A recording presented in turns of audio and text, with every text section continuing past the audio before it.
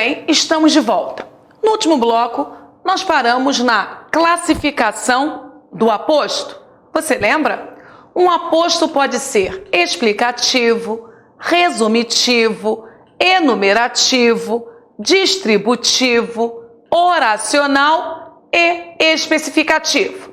Primeiro, é muito importante você entender o título. Eu sempre falo que título é um antecipador. O título, ele elucida, o título apresenta o resumo. Se um aposto é classificado como explicativo, vamos verificar o motivo? Aposto explicativo. A ecologia, ciência que investiga as relações dos seres vivos entre si e com o meio em que vivem, adquiriu grande destaque no mundo atual. Meu aluno, se o aposto é explicativo, é porque ele explica. E eu só posso explicar aquilo que foi apresentado. Primeiro, surge a palavra ecologia. E a pergunta é: o que é ecologia? Aí vem a explicação. Ciência que investiga as relações dos seres vivos entre si e com o meio em que vivem. Foi dada uma explicação, mas uma explicação para o nome, para o substantivo ecologia. E aí sim, eu pergunto, são ou não são equivalentes? Será que eu conseguiria retirar a ecologia e comunicar sem prejudicar a mensagem? Ciência que investiga as relações dos seres vivos entre si e com o meio ambiente que vivem adquiriu grande destaque no mundo atual. Claro que eu posso, porque essa definição pertence à ecologia. Ficou claro? Então, ciência que investiga as relações dos seres vivos entre si e com o meio em que vive, você percebeu que essa explicação veio presa pelas vírgulas? É característica sine qua non. Não há exceção. Todo aposto explicativo tende a aparecer com vírgula. Se ele estiver no final da oração, uma vírgula. Mas se ele estiver intercalado dentro da oração, ele aparecerá isolado por duas vírgulas. Então, o meu aluno pergunta: Cláudia, esse aposto mantém relação sinonímica, como você explicou? Sim, não só esse. Eu vou mostrar para você que todas as classificações de um aposto, todas são equivalentes, são sinonímicas. É uma marca poderosa para encontrar aposto dentro de uma oração. Segundo, esse aposto explicativo, ele tende a aparecer isolado pelas vírgulas ou acompanhado de vírgula. Isso está claro? Terceira característica, esse aposto explicativo, ele pode ser retirado da oração que ele não prejudica o campo semântico. Vamos fazer um teste? A ecologia adquiriu grande destaque no mundo atual. Meu aluno, fez alguma falta? Claro que quando o aposto explicativo surge no contexto, esse contexto fica mais rico. Mas você não pode esquecer que o aposto é um termo acessório. Acessório é aquilo que eu posso retirar porque não compromete a essência. Esse aposto está explicando o substantivo ecologia. Próxima classificação. Falaremos agora do aposto resumitivo, recapitulativo, são sinônimos. Mas pense comigo.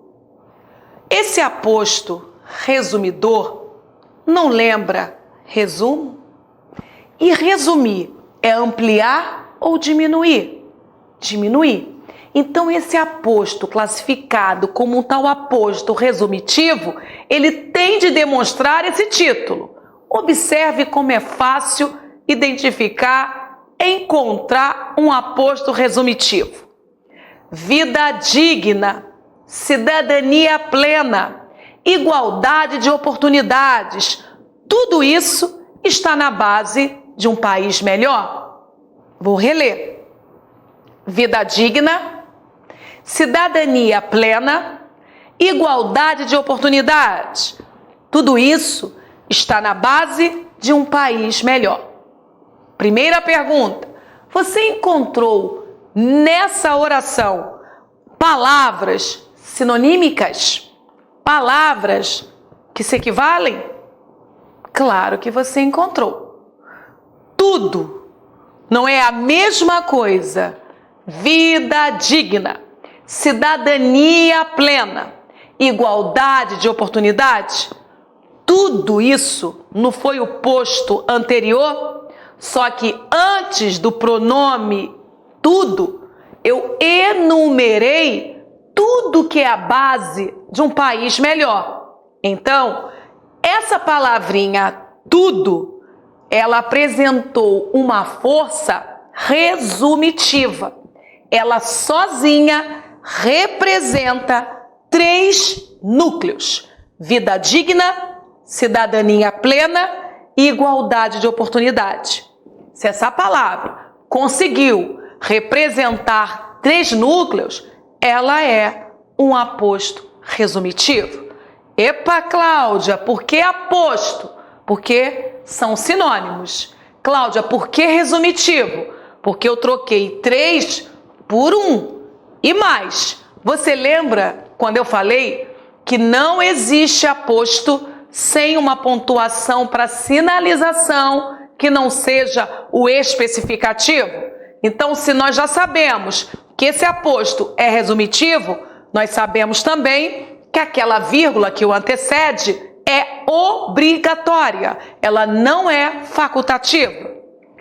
Ok, vida digna, cidadania plena, igualdade de oportunidades, nada mais é do que tudo isso.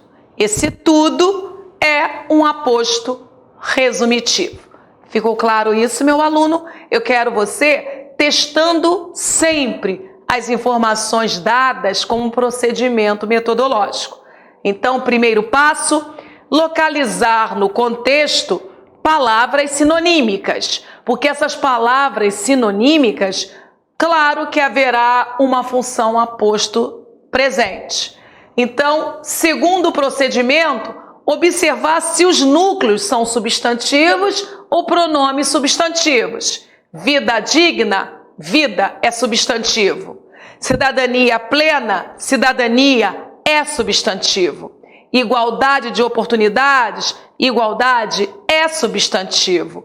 Tudo é um pronome substantivo. E você lembra?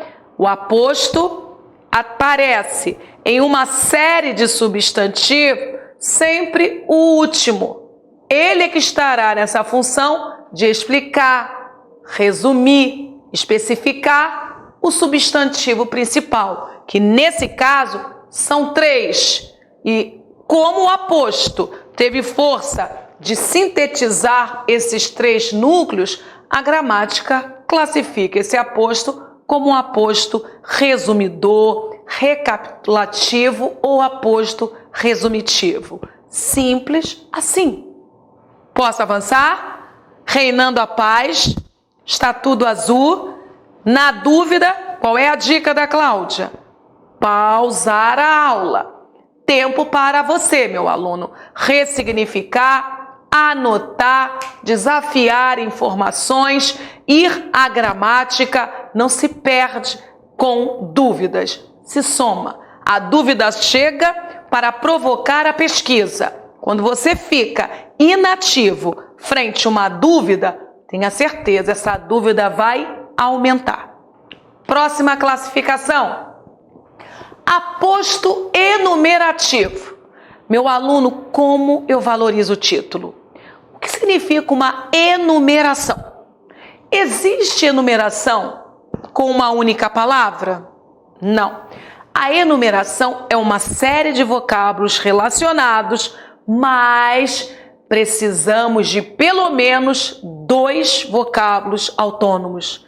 Não existe enumeração com uma única palavra. Então, se existe um aposto enumerativo, vai existir uma relação sinonímica com uma série de palavras. Vamos verificar no exemplo. A vida humana se compõe de muitas coisas. 2 pontos. Amor, trabalho, ação. E aí, surgiu ou não surgiu uma enumeração? Amor, trabalho, ação. Então, se você encontrar uma enumeração, já pode ficar atento. Porque se essa relação enumerativa for sinonímica, meu aluno, chega o aposto enumerativo. Você concorda que se eu parasse na palavra coisas, você não adivinharia que eu estaria me relacionando com o amor, trabalho e ação? A vida humana se compõe de muitas coisas. Se eu fizesse o silêncio, você poderia me questionar. Cláudia, que coisas são essas? Aí eu chego com um aposto.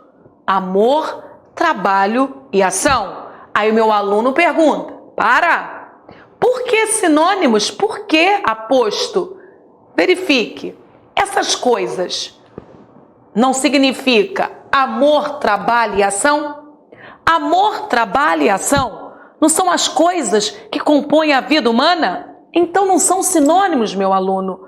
Eu vou fazer melhor, eu vou retirar essas muitas coisas e vou colocar esses 3 núcleos. A vida humana se compõe de amor, trabalho, ação. E aí? Ficou claro ou não ficou? São sinônimos, mas são tão equivalentes que eu posso retirar um, colocar o outro no lugar, que a mensagem é a mesma.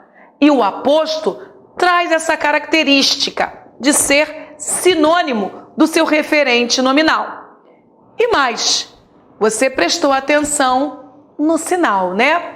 Os 2 pontos é a fronteira que confirma a presença de um aposto, porque o aposto tende a apresentar um sinal de pontuação. Reitero, só um não apresentará, que é o aposto especificativo. Vamos para a identificação de aposto. Primeira característica, muitas coisas é sinônimo de amor, trabalho e ação. Amor, trabalho e ação é sinônimo de muitas coisas. Segunda característica, a pontuação é obrigatória. E terceira característica, eu posso retirar o termo nominal principal e colocar o aposto no lugar que a mensagem está plena. Meu aluno, dá para ganhar essa matéria fácil no concurso público. Surge um aposto e esse aposto não é explicativo. Esse aposto não é enumerativo. É sim, Cláudia, isso, porque surgiu uma enumeração. Mas você vai confundir esse aposto com um aposto resumitivo?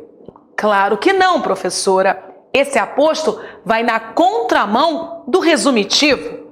O resumitivo, ele diminui e o enumerativo, ele aumenta a quantidade de palavras no contexto. Coisas, uma palavra só, traz como sinônimo agora 3 núcleos. Lá no resumitivo, foi ao contrário. O substantivo base sempre aparecerá em várias palavras, nunca uma só. O aposto resumitivo, ele vem e ele sintetiza. O enumerativo vai na contramão do aposto resumitivo. Outra dica muito interessante é que o aposto resumitivo, o aposto enumerativo, eles não poderão ser retirados da oração, por mais que saibamos que continuam acessórios, porque são apostos, tudo bem? A função de aposto já é uma função acessória, mas curiosamente esse aposto não pode ser retirado, porque se eu retirar, eu prejudico a clareza da mensagem. Basta eu falar para você. A vida humana se compõe de muitas coisas. Ok, Cláudia, que coisas são essas? Quando o aposto se faz presente, a mensagem fica perfeita. Observe que o resumitivo também. Amor, trabalho, ação, vírgula. Tudo compõe a vida humana. Se eu retirar esse aposto resumitivo, que é o tudo, olha o que acontece. Amor, trabalho, ação, vírgula, compõe a vida humana. Não posso. Eu não posso separar o sujeito do seu verbo. Essa vírgula impede a retirada de um aposto resumitivo do contexto, salvo se nós levarmos a vírgula também. Agora, o aposto explicativo não há nenhum impeditivo. Ele pode ser retirado sem nenhum problema. Guarde essa dica porque ela também será usada no dia da sua prova. Vamos para o próximo tipo de aposto. O aposto distributivo. Agora surge um problema. É muito frequente a confusão entre aposto enumerativo e o aposto distributivo. Sabe por quê? Porque o distributivo também acontece dentro de uma enumeração. Nós já sabemos quando uma enumeração acontece. Aparecerá no comum o sinal 2 pontos e nós precisaremos de pelo menos 2 núcleos autônomos. Uma palavra só não cria enumeração. Esse tipo de aposto distributivo, ele também ocorrerá dentro de uma enumeração. Logo, haverá mais de um núcleo, só que ele estará comentado. Eu vou distribuir quando eu anunciar alguma informação de cada núcleo que compõe essa enumeração. Fica mais fácil. No exemplo, meu aluno. Drummond e Guimarães Rosa são 2 grandes escritores. 2 pontos. Aquele na poesia e este na prosa. Fique calmo. Dá para ganhar. Primeiro, há no contexto palavras sinonímicas, é o primeiro ponto. Drummond, Guimarães Rosa é a mesma coisa que poeta e prosador. É uma relação sinonímica mais requintada. Eu já sei que esse poeta é o Drummond, eu já sei que quem prepara as prosas é o Guimarães Rosa. Outra observação. Surgiu enumeração? Claro, Cláudia, depois de 2 pontos, apareceram 2 núcleos. Poesia, prosa, aquele e este. Então, nós estamos com uma enumeração. O aquele representando Drummond e este representando Guimarães. Então, esses 2 núcleos representados por esses pronomes substantivos, eles já sustentam uma enumeração. Já temos tudo que precisamos. Há uma enumeração. Essa enumeração estabelece uma relação sinonímica. Aquele é Drummond, Drummond é aquele. Este é Guimarães, Guimarães é este. Agora, para não confundir com o aposto enumerativo, olha o foco. Eu falo do Drummond, mas eu digo que ele é o poeta. Eu falo do Guimarães Rosa, mas eu adiciono uma informação e anuncio que ele elaborou prosas. Ele não é poeta, ele é um autor de textos em prosa. Então, meu aluno, se eu estou com especificação com relação aos núcleos, eu estou com um aposto distributivo. Drummond é aquele na poesia e Guimarães Rosa é este na prosa. Tranquilinho? Vamos para mais um exemplo para que eu tenha certeza que você entendeu esses 2. Aposto enumerativo. Fui à padaria e comprei muitas coisas. 2 pontos. Pão, vírgula, leite, vírgula, biscoito e sorvete. O que eu apresentei? Um aposto enumerativo. Eu só anunciei os núcleos que compõem uma enumeração em relação sinonímica com o substantivo coisas. Mudei. Comprei muitas coisas. 2 pontos. Carne no açougue. Pão na padaria. Laranja na quitanda. E aí, meu aluno? Ficou fácil, né? Surge também uma enumeração. Essa enumeração apresenta uma relação sinonímica com a palavra coisas, só que eu comentei algo sobre cada núcleo. Eu comprei carne onde? No açougue. Eu comprei pão onde? Na padaria. Eu comprei laranja onde? Na quitanda. Basta um comentário em relação ao núcleo para eu já formar o aposto distributivo. Elucidou? Reinando a paz. Vamos para o próximo. Aposto oracional. Nada de complicar a sua vida.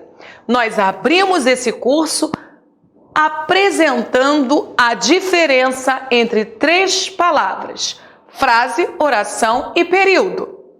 E vimos que oração é um enunciado baseado em verbo. Cláudia, existe oração sem verbo? Não. O que pode acontecer é o verbo aparecer implícito, não aparecer na superfície textual, mas ele aparece no imaginário, no seu mundo de inferência, porque não há oração sem esse comando verbal. Então, traga essa informação para esse momento da nossa aula. Se existe um aposto classificado como oracional, é porque esse aposto aparecerá acompanhado de um verbo. Vamos verificar? Só desejo uma coisa, 2 pontos, que seja aprovado. Primeiro, localize comando verbal. No primeiro ambiente, aparece o verbo desejar. E no segundo, seja aprovado. De fato, existe um comando verbal no primeiro bloco e existe um comando verbal no bloco B, separado por esses 2 pontos. Agora que eu já sei que há oração dos 2 lados, eu preciso descobrir se há relação sinonímica, porque a relação sinonímica é a principal característica de um aposto. Só desejo uma coisa, que seja aprovado. Que seja aprovado é essa coisa que eu estou desejando. Então, são equivalentes. Eu posso retirar uma coisa e colocar esse aposto oracional no lugar. Só desejo que seja aprovado. Então, meu aluno, relação sinonímica com a presença de verbo faz com que nasça um aposto oracional, porque a palavra coisa está representada por uma mensagem oração. Isso faz com que surja o aposto oracional. Fique tranquilo, porque essa característica ela é específica demais. O único aposto que poderá aparecer com verbo na estrutura é o aposto oracional. Não dá para confundir. E mais, esse aposto obriga a presença de pontuação. Ficou claro isso? Outra informação, ele não pode ser retirado da oração porque vai comprometer a clareza da mensagem. Só desejo uma coisa, silêncio. Cláudia, que coisa é esta? Então preste atenção. Não vale decorar que o aposto pode ser eliminado da oração porque não faz falta. Só um não faz falta, que é o aposto explicativo. Os outros, todos, de uma forma mais agressiva ou menos agressiva, comprometerá sim a clareza da mensagem. Tranquilo? Chegou o momento do aposto mais interessante, o aposto especificativo.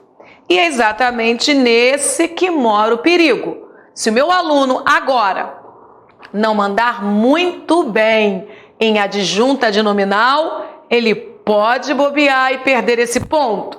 A dica, mesmo que você não esteja bem resolvido com a função sintática de adjunta de nominal, você está bem resolvido com a relação sinonímica e você vai seguir esse caminho.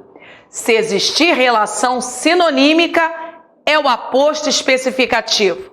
Se não surgir relação sinonímica, adjunta de nominal. Vamos para o teste? O poeta Manuel Bandeira criou obra de temática profunda.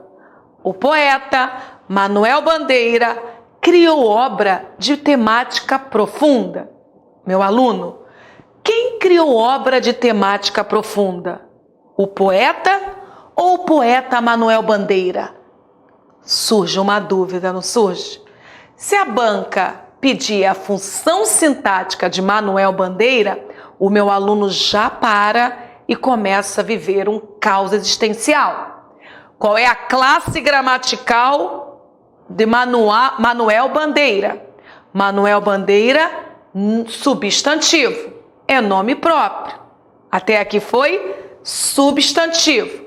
Manuel é substantivo, Bandeira também é substantivo, por isso começou com letra maiúscula, não é bandeira substantivo comum, é bandeira substantivo próprio. Ok, já estamos com substantivo. Vai para o outro lado. Poeta. Qual é a classe gramatical do poeta? Substantivo também, Cláudia. E aí, meu aluno? Substantivo com substantivo. Não há pontuação separando o substantivo 1 do substantivo 2. Cláudia, pode ser adjunta de nominal? Poder pode. Cláudia, pode ser aposto especificativo? Poder pode. Professora, como eu resolvo esse problema? Verifique se são sinônimos.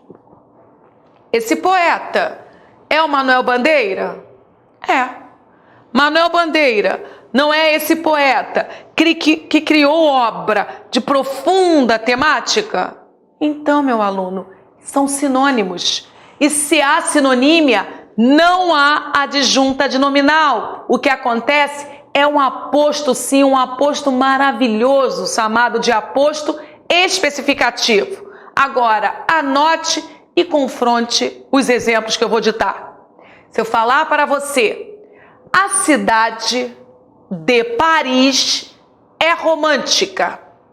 A cidade de Paris é romântica.